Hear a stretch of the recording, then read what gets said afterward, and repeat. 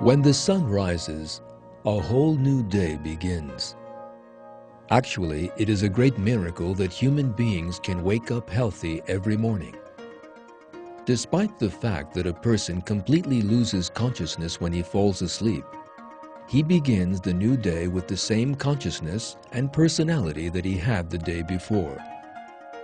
Again, he can think, speak, and see. However, while asleep at night, there is no guarantee that these blessings will be given to him again in the morning. Human beings must think about this, sense God's wide mercy and protection over them, and give Him thanks. People must think about their own weakness. As God maintains in Surah 4, verse 28, man was created weak. When people aren't careful about what they eat, drink, or the clothing they wear, they may easily become ill.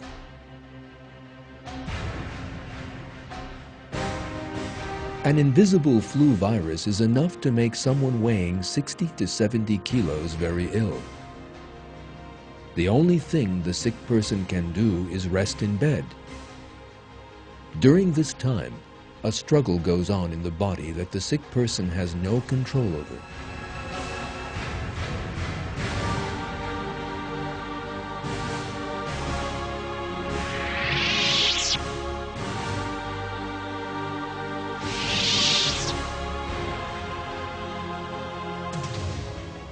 No matter how much he does what the doctor tells him, it is only Almighty God who can restore him to health and strength. Therefore, we must recall what Ibrahim said in the Qur'an and pray. He who gives me food and gives me drink, and when I am ill, it is He who heals me.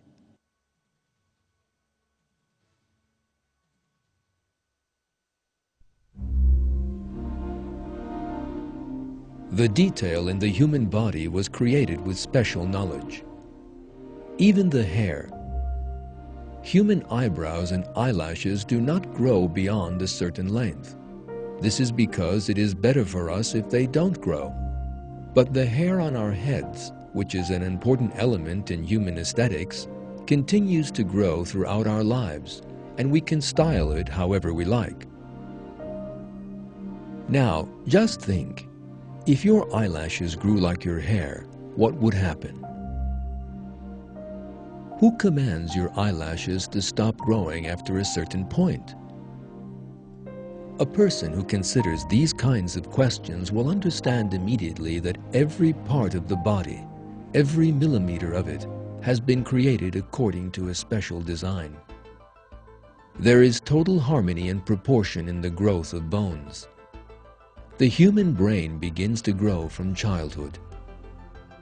At the same time, the skull also grows. If the growth of the skull and the brain were not proportionate and the skull remained small, the brain would explode under the pressure. But this does not happen. The skull and the brain grow together until a certain age, and the skull encircles and protects the brain like a cage. How do the bones that have been growing proportionately with one another know that they must stop growing after they reach a certain size? What would happen if the bones continued to grow? For example, if the bones of the rib cage did not stop growing at a certain point, they would pierce the flesh and protrude from it. But because of the careful operation of the bone cells, such a thing never happens. Bone cells shape every bone in the body just like a sculptor. They finish up to the curved edges of the bones and stop the growth at just the right moment. Now, we must think about this. Does a bone cell have the knowledge, consciousness, and coordination and planning ability to do all that we have described? How can it know where to stop or where to continue? Although all the bones in our bodies come from the same bone cell, how is it that some are flexible and some are rigid? Who assigns bones their duties? How do these various different bits of bone know how to form our extremely functional hands?